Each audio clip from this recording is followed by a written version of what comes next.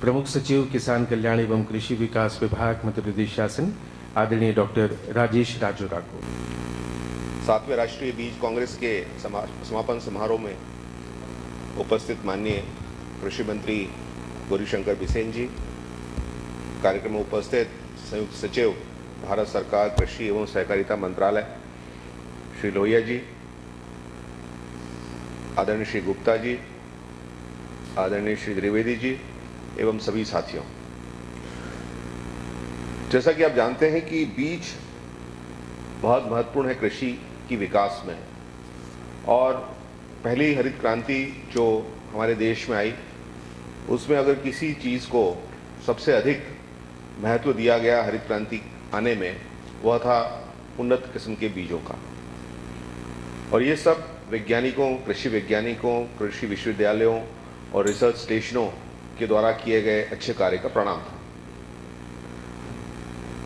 किंतु हम देख रहे हैं पिछले कुछ वर्षों में हमारे जो बीजों की नई प्रजातियां आना और उसको किसानों द्वारा अपनाना, उसमें काफी कुछ अंतर रह गया है।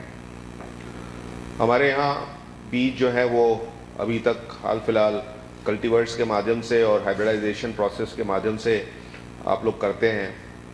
हम लोग अभी भी जेनेटिक मॉडिफाइड सीड्स के संबंध में जहाँ तक राज्य सरकार की पॉलिसी है, वह खाद्यान्न फसलों में उसके फील्ड ट्रायल्स की अनुमति नहीं देने की है। और इस विषय में जो भी नीतिगत निर्णय होंगे आगे चल के होंगे, पर अभी भी हमें हाइब्रिड सीड्स की दिशा को भी अभी तय करना बाकी है। हम लोग जिन सीड्स की बात कर रहे हैं उसमें विशेष रूप से मैं ध्यान आकर्षित करना चाहूँगा जो खाद्यान्न फसलों में धान के हाइब्रिड उपलब्ध हुए हैं। इसमें JRH 458 जो हमारे यहाँ जवाहर JNKVV जो जबलपुर का है, हमारा विश्वविद्यालय कृषि, तो उसकी वैरायटी हैं जो हाइब्रिड सीड हैं। हम इसका प्रोडक्शन प्रोग्राम जो है वो विभिन्न जिलों में ले रहे हैं और हम चाहेंगे कि हम हाइब्रिड सीड में खास करके इन धान के जो शॉर्ट ड्यूरेशन वैरायटीज़ हैं और drought resistant, heat resistant varieties भी हैं, इनको हम ज़्यादा से ज़्यादा उपयोग करें। इसी प्रकार से बासमती में भी हाइब्रिड उपलब्ध हैं, पूसा हाइब्रिड्स हैं, हम लोग उनको भी ज़्यादा से ज़्यादा विस्तार करें। खाद्यान्न फसलों में मक्के का जहाँ सवाल आता है, उसमें हाइब्रिड सीड्स की उपलब्धता पब्लिक हाइब्रिड्स में नहीं है, प्राइवेट हाइब्रिड्स में ही है। पब्लिक हाइब्रिड्स में HPQM हाई प्रोटीन क्वालिटी मेज 158 ये जो बनाए गए थे, इनमें उत्पादकता कम है, हालांकि प्रोटीन कंटेंट बहुत अच्छा है, परंतु किसानों ने उसको उतने वृहद रूप से नहीं अपनाया जितना अपेक्षा की गई थी। हमें आवश्यक है कि चाहे वो हमारे प्राइवेट कंपनियां हो जो ये मक्के के हाइब्रिड बीज उपलब्ध कराते हैं किसानों को, ये सस्ती दरों पर गुणवत्तापूर्ण हाइब्रिड बीज उपलब्ध हो सकें, इसके लिए हमें प्रयास करने की आवश्यकता है। जो मुख्य चिंता का विषय है वो हमारे लिए दलहन तिलहन का है। मुझे याद पड़ता है कि इंडियन काउंसिल एग्रीकल्चर रिसर्च की गवर्निंग बॉडी की बैठक में मुझे जाने का सौभाग्य प्राप्त हुआ था और मैंने वहाँ पर भी यही प्रश्न उठाया था कि हमें अगर दलहन तिलहन का विकास करना है तो हमें इस क्षेत्र में ऐसे बीजों की आवश्यकता है जिसकी उत्पादकता इतनी अच्छी हो कि किसान के लिए वो फायदे का सौदा बने। कोई भी किसान घाटे की खेती कभी नहीं करेगा। जैसे कि वर्ल्ड बैंक की रिपोर्ट है, पिछले 10 सालों में दुनिया भर में लगभग 30% किसानों ने खेती करना छोड़ दिया। हमारे यहाँ स्थिति इसलिए नहीं आई क्योंकि अभी भी ग्रामीण क्षेत्र में रोजगार के शायद दूसरे अवसर उतनी बड़ी संख्या में नहीं है जितनी बड़ी संख्या में बाकी देशों में है, जहां अल्टरनेटिव सोर्स ऑफ एम्प्लॉयमेंट मिलने के कारण किसान जो है वो खेती छोड़ने के बारे में 2 बार नहीं सोचता। हमारे देश में चूंकि लेवल ऑफ एम्प्लॉयमेंट इतना अधिक नहीं है, इसलिए किसान जो है कई बार बहुत ज़्यादा इनकम नहीं होने के बाद भी, क्योंकि उसका खुद का एक असेट पड़ा हुआ है, तो उसमें वो खेती कर लेता है। किंतु अगर हमें दलहन और तिलहन फसलों का विकास करना है तो हमें लंबे अंतराल में इन फसलों को ज़्यादा जो मौसम की मार से रोधक बनाने की आवश्यकता है और उत्पादकता बढ़ाने की आवश्यकता है। जैसा आप जानते हैं, हम लोग अभी भी दलहन उत्पादन में सर्वोपरि हैं मध्य प्रदेश, और मसूर में भी हम लोग नंबर 2 में हैं। मसूर का उदाहरण इसलिए बोल रहा हूँ कि मसूर की दाल जो है वो मार्केट में अगर हम एग्री प्राइसिंग के हिसाब से देखें और किसान को नेट इनकम के हिसाब से देखें तो बहुत अच्छी फसल साबित हो सकती है। परंतु मसूर के साथ सबसे बड़ी परेशानी उसके नाजुक होना है, और वो उसके कारण से जब भी ओला पाला पड़ा, कम बारिश पड़ी, जो भी मौसम में बदलाव हुए, सबसे पहली जो धार गिरती है वो मसूर पे गिरती है। इसी प्रकार से अरहर हमारे लिए बहुत महत्वपूर्ण है, परंतु अरहर में एक समस्या 180 दिन की वैरायटी के जो मोस्टली उपलब्ध हैं, अब जरूर 125, 130, 140 दिन की वैरायटीज़ भी आई हैं जिनको हमें प्रचार प्रसार करना है। पर अरहर के साथ भी यही समस्या लंबे ड्यूरेशन की और मौसम से ज़्यादा परेशानी की। लगभग बनिस्बत सभी दलहन फसलों में यही स्थिति है, और ये हमारे देश के लिए बहुत महत्वपूर्ण है। इसलिए भी महत्वपूर्ण है कि हम सबसे ज़्यादा दलहन पैदा करने वाले देश होने के बाद भी सबसे बड़ा दलहन का आयातक देश भी हमारा देश ही है। हम लोग जो हैं वो सबसे ज़्यादा पल्सेस प्रोड्यूस करने के बाद भी सबसे ज़्यादा पल्सेस इंपोर्ट भी करते हैं। इन परिस्थितियों को चेंज करना होगा तो हमें अच्छे बीजों को लाना ही होगा, अन्यथा इसमें समस्याएं पैदा होंगी। जहाँ तक तिलहन फसलों का सवाल है, हम जानते हैं कि सोयाबीन में लगभग देश का 53% सोयाबीन केवल मध्य प्रदेश में उत्पादन होता है, और हम सभी तिलहन फसलों की जो 9 ऑयल सीड्स बोलते हैं उसमें से लगभग 6 ऑयल सीड्स हमारे यहाँ काफ़ी बड़ी संख्या में उत्पादन होता है मध्य प्रदेश में। तो हमारा सोयाबीन का उत्पादन बहुत अधिक है, और सोयाबीन ही एक ऐसी फसल है एकमात्र जिसमें हमारा एग्री प्रोसेसिंग जो है वो हमारे उत्पादन से अधिक है, जो कैपेसिटी है एग्री प्रोसेसिंग की। बाकी तिलहन फसलों में जितना उत्पादन है उतनी एग्री प्रोसेसिंग फैसिलिटीज़ नहीं है। जैसे कि सरसों में, जैसे कि सोयाबीन में जो कैपेसिटी है हमारी उत्पादन की 63 से 65 लाख मीट्रिक टन, तो हमारा जो एग्री प्रोसेसिंग है तेल निकालने या डीओसी निकालने का, वो कैपेसिटी जो है 135% है। परंतु बाकी अगर हम तिलहन फसलों में आए, जैसे मिसाल के तौर पे मैं सरसों की बात करूं तो जितना हमारा सरसों उत्पादन होता है उसका हम लोग केवल 35% ही एग्री प्रोसेस यहाँ मध्य प्रदेश में कर पा रहे हैं। तिलहन फसलों के साथ जो सोयाबीन के साथ समस्या रही है वो आप देख ही रहे हैं। सोयाबीन में हम लोग धीरे धीरे रीजन फरो और ब्रॉड ब्रेड प्लांटिंग की तरफ जा रहे हैं। हम लोग लैंड लेवलिंग करके किसानों के खेतों को ज़्यादा बेहतर ढंग से वो समतल रखें, ताकि पानी जमा होने से जो सोयाबीन की फसल को नुकसान होता है वो नहीं हो सके। सोयाबीन के जो JS 335 वैरायटी है वो लंबी ड्यूरेशन की वैरायटी है। अभी भी लगभग 35 से 40% किसान उसी वैरायटी पर हैं, जबकि 95, 60 और 5305 ये नई वैरायटीज़ जो हैं, 9305 ये नई वैरायटीज़ आ चुकी हैं। हमारे मध्य प्रदेश की ही JNKV की वैरायटीज़ पूरे प्रदेश के अलावा प्रदेश के बाहर भी काफ़ी बड़ी संख्या में हैं। परंतु हम लोग जो उत्पादकता ला पा रहे हैं वो 14 क्विंटल से ऊपर या 16 क्विंटल से ऊपर हम लोग सोयाबीन की उत्पादकता नहीं ला पा रहे हैं। तो ये भी हमें भी आवश्यक है कि अगर हमें सोयाबीन के ज़्यादा बेहतर विकल्प लाने हैं तो हमें इस दिशा में भी काम करने की आवश्यकता होगी। उत्पादकता कम होने से जिस फसल की सबसे ज़्यादा नुकसान हुआ है उसकी कहानी है मूंगफली की। हम लोग मूंगफली के काफ़ी बड़े उत्पादक होते थे मध्य प्रदेश में। मूंगफली की उत्पादकता शायद दूसरे प्रदेशों में, जैसे खासकर गुजरात में, बेहतर एग्रो क्लाइमेटिक जोन होने के नाते, बेहतर एग्रो क्लाइमेटिक कंडीशंस होने के नाते, पर हमारे यहाँ मालवा क्षेत्र में, निमाड़ क्षेत्र में मूंगफली एक बहुत बड़ी फसल होती थी, किंतु उत्पादकता बढ़ोतरी नहीं हो पाने के कारण और विभिन्न प्रकार की बीमारियां होने के कारण मूंगफली का रकबा सिकुड़ते जो है वो 2 लाख हेक्टेयर रह गया। तो तिलहन फसलों में भी जैसे मैं कह रहा हूँ कि तिलहन फसलों में हमें आवश्यक है कि हम विस्तार करें। सरसों की फसल में ज़रूर अब हाइब्रिड्स आने लगे हैं। सरसों में हमारा क्षेत्र विस्तार भी काफ़ी हुआ है, और हम लोग जो हैं वो सरसों की फसल बाकी दूसरी फसलों से बेहतर हमको विकल्प अभी प्रतीत होती है।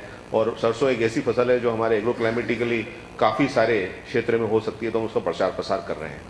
तो मैं चाहूँगा कि हमारे आने वाला भविष्य है उसमें हम ऐसी प्रजातियाँ को ज़्यादा एम्फेसाइज करें जिन प्रजातियों में उत्पादकता या बीमारी रोधी क्षमताएं कम हैं, ताकि हम अपने प्रदेश को, अपने देश को आगे ले जा सकें। और अगर ये बीजों में बदलाव नहीं होगा तो केवल कृषि तकनीकों से पेरिफेरल या सर्कमस्टेंशियल किस्म के ही हम बढ़ोतरी कर पाएंगे, परंतु जो मूलभूत बढ़ोतरी है वो केवल और केवल प्रजातियों से ही उपलब्ध है।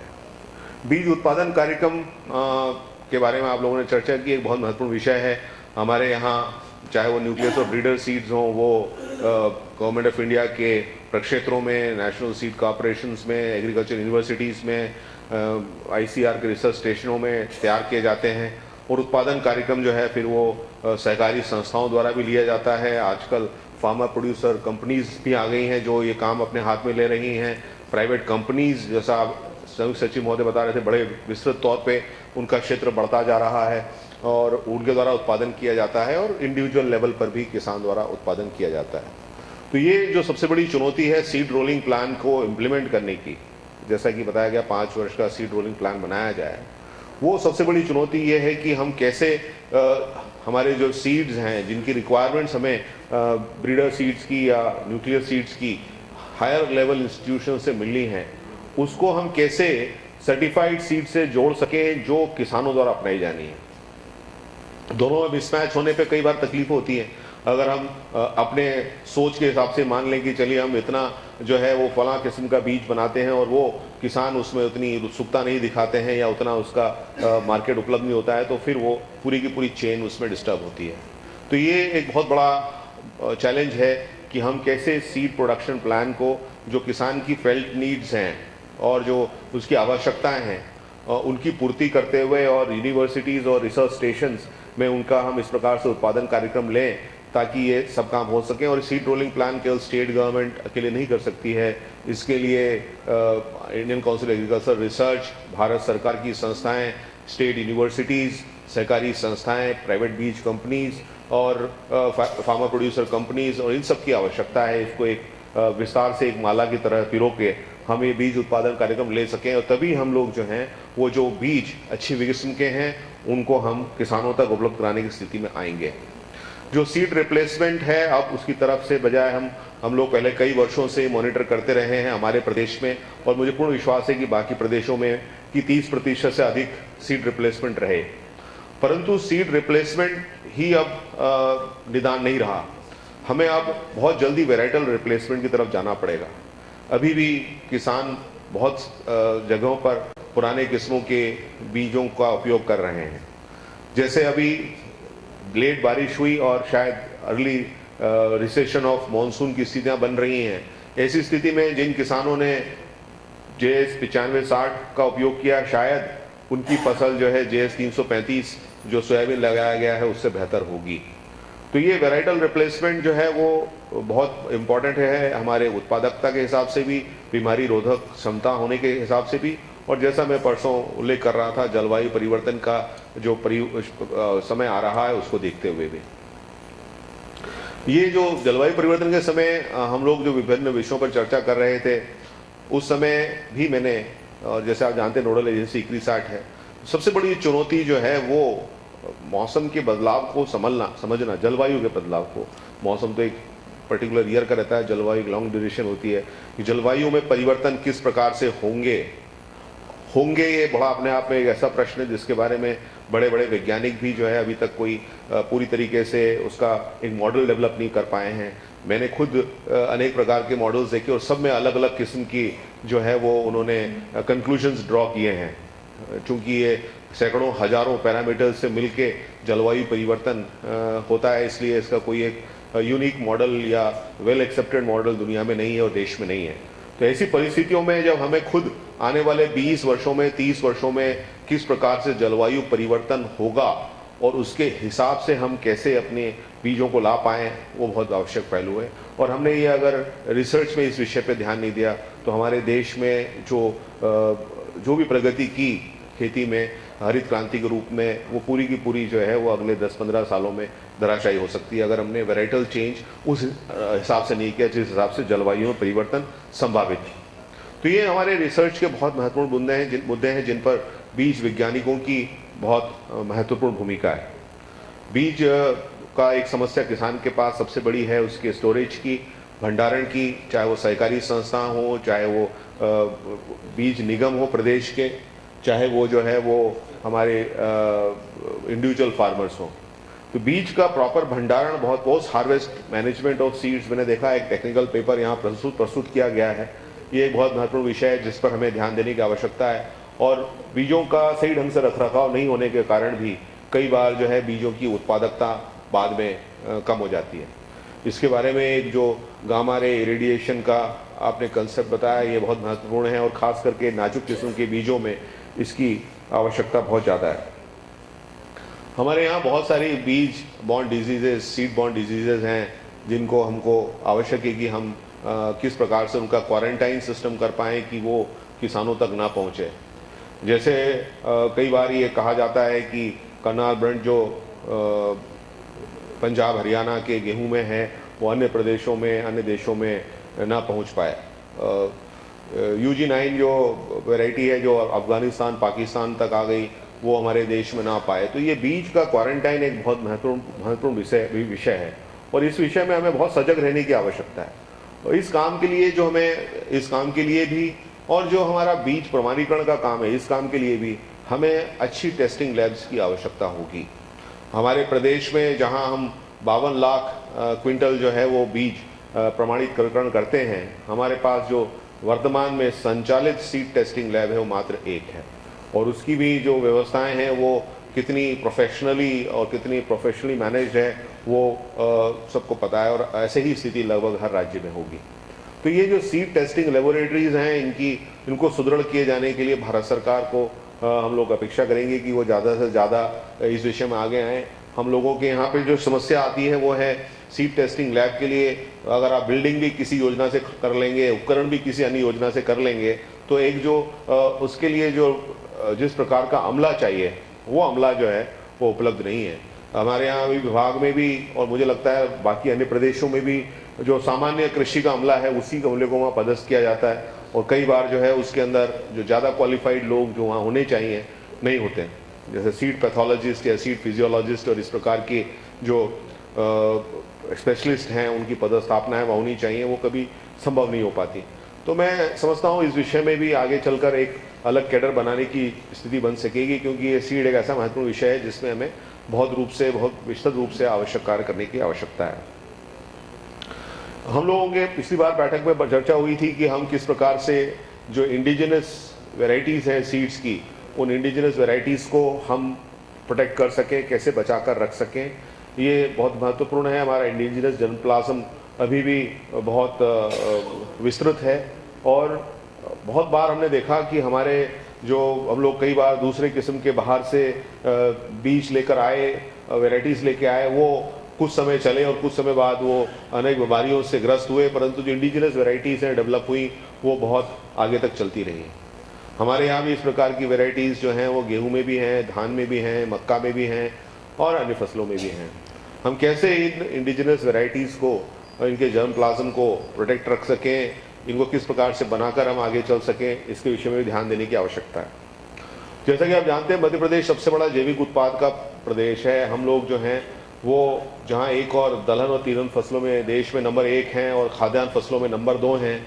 जैसा बता रहा था कि हम लोग सोयाबीन और चना में देश में नंबर 1 हैं, उसी प्रकार से हम मसूर और सरसों में देश में नंबर 2 हैं। वहीं मध्य प्रदेश जो है वो ऑर्गेनिक फार्मिंग में सबसे बड़ा उत्पादक प्रदेश है। हम लोग देश की जो लगभग 40% जैविक उत्पाद है उसका प्रोडक्शन केवल मध्य प्रदेश में होता है। इसको प्रमोट करने के लिए कैसे हम जैविक बीजों का प्रचार प्रसार कर सकें। वर्तमान में हमारे केवल बीज निगम के जो बुरहानपुर प्रक्षेत्र है उसी में हम लोग जैविक बीज का उत्पादन कर रहे हैं। हम लोग कैसे न सिर्फ हमारे प्रक्षेत्रों में जैविक बीज का उत्पादन करें बल्कि कैसे हम जो है वो किसानों को भी इस दिशा में काम करने के लिए जोड़ें, इसकी भी हमें आवश्यकता है। एक और विषय है जिसके ऊपर हमें बहुत आवश्यक रूप से कार्य करने की आवश्यकता है, वो है सीड क्वालिटी कंट्रोल रेजीम।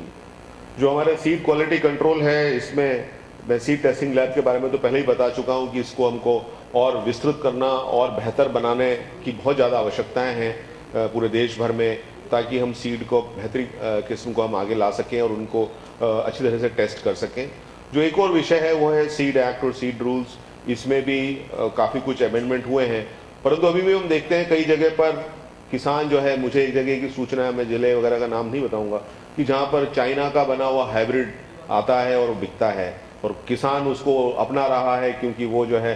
तो हमारे जो सीड एक्ट और सीड रूल्स में है इसमें हम कैसे जो है वो बदले हुए समय चक्र में जो परिस्थितियां बदल गई पिछले 20-30 सालों में, हम किस प्रकार से उसके अंदर कार्य कर सकें, इसके विषय में भी हमें सोचने की आवश्यकता है, क्योंकि सीड क्वालिटी कंट्रोल एक बहुत महत्वपूर्ण विषय है जिस पे हमें ध्यान देने की आवश्यकता है।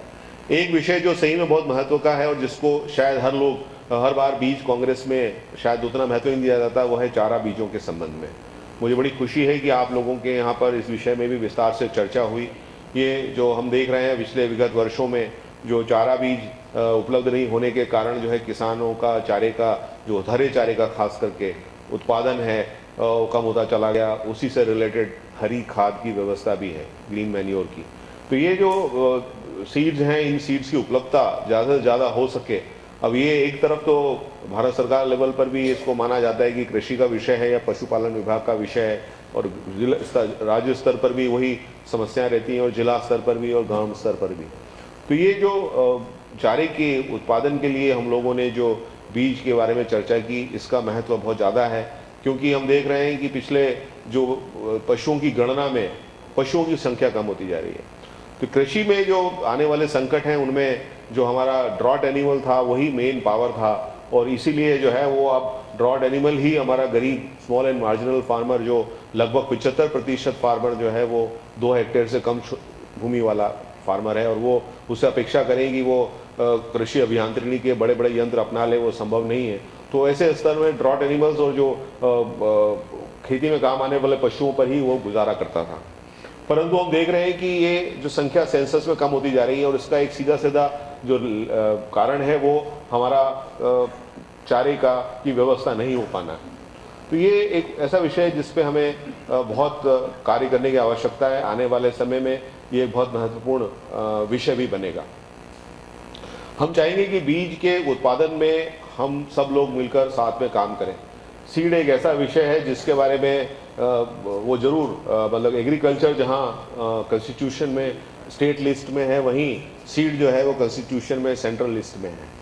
तो ये जो व्यवस्था बनाई गई वो शायद इसलिए बनाई गई हमारे संविधान निर्माताओं द्वारा कि भले ही खेती बाड़ी जो है वो पूरी तरह से स्टेट सब्जेक्ट रहे कॉन्स्टिट्यूशनली, परंतु सीड जो है जो एक सबसे महत्वपूर्ण उसका कारक है, वो पूरी तरीके से जो है वो राष्ट्रीय लेवल पर उसका समीकरण हो।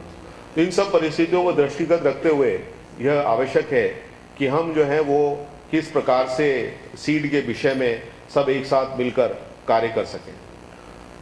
बीजों के संबंध में अंत में मैं यही कहना चाहूँगा कि जो बीज है वही अल्टीमेटली डिसाइड करेगा कि उत्पादकता कितनी होगी। इस संबंध में बहुत सारे विषय हैं जिनको मैंने आपको अभी टच किया। इन पे बहुत विस्तार से आप लोग सब बड़े ज्ञानी पुरुष हैं, हम तो यहाँ पर आप सब लोगों से सीखने आए हैं। तो ये जो है विषयों पर आप लोगों ने चिंतन मनन किया, और जो आप लोगों ने इस विषय पर रिकमेंडेशन बनाई, इन रिकमेंडेशन को जरूर शामिल करेंगे। हम लोग अभी बहुत शीघ्र ही राज्य कृषि विकास परिषद कृषि वैज्ञानिकों की बनाने जा रहे हैं।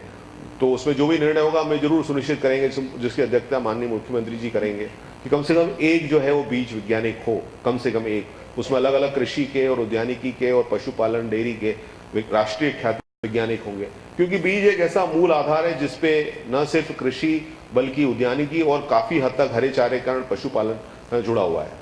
कैसे एक सेक्टर दूसरे सेक्टर से रिलेट करता है, मैं इसके छोटा सा उदाहरण अपने वक्तव्य के अंत में देना चाहूंगा कि हमारे यहाँ थर्ड क्रॉप एरिया जो है वो जायद फसलों का वो 3-3.5 लाख हेक्टेयर है, जबकि हमारा जो कैनाल इरिगेटेड एरिया है वो 27 लाख हेक्टेयर है।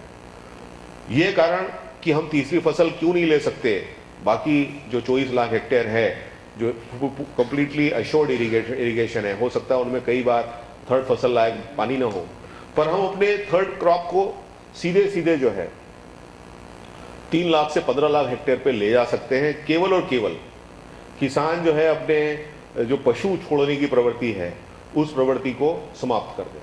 तो आप देखेंगे एक छोटी सी सोशल हैबिट जो है किस प्रकार से जो प्रोडक्शन प्लान है उसमें भ्रांति डालती है। और तो जहाँ इतनी सोशल इंटरवेंशन की बात करें, वहाँ बीज तो एक पूरी तरह से वैज्ञानिक और बहुत ही फाउंडेशनल सब्जेक्ट है कृषि और उद्यानिकी विकास में। तो आपकी इस कार्यशाला में आप लोगों ने बहुत अच्छे अच्छे वक्तव्य और बहुत अच्छी बातें रिकमेंडेशन दी हैं। हम लोग राज्य के स्तर पर उसको अपनाने की पूरी प्रयास करेंगे और हम चाहेंगे कि 7वें नेशनल सीट कांग्रेस में आप लोगों के द्वारा जो विचार विमर्श उपरांत रिकमेंडेशंस दिए हैं वो भारत सरकार के स्तर पर भी बहुत महत्वपूर्ण साबित होंगे। आप सब लोग भोपाल में शायद कई लोगों का पहली बार आगमन होगा, तो हम चाहेंगे कि आप इस कार्यशाला के आज समाप्ति के उपरांत अगर आपके पास समय है तो भोपाल के कुछ जो दर्शनीय स्थल हैं उसको देखें, उसका आनंद लें और एक यहाँ से अच्छी अनुभूति के साथ लौटें, ऐसी मैं कामना करता हूँ। धन्यवाद। जय हिंद। बहुत बहुत धन्यवाद डॉक्टर राजेश राजौरा, प्रमुख सचिव किसान कल्याण एवं कृषि विकास विभाग। आदरणीय देवी सज्जनों, इस बीच आज के इस समापन सत्र में हमारे बीच पधारे हैं कृषि उत्पादन आयुक्त मध्य प्रदेश शासन आदरणीय श्री आर के स्वाई जी। हम उनका हार्दिक स्वागत करते हैं, अभिनंदन करते हैं। साथ ही गुजारिश करेंगे डॉक्टर आर के गुप्ता, प्रबंध संचालक बीज निगम से, वे स्वाई जी का पुष्पगुच्छ से स्वागत करें।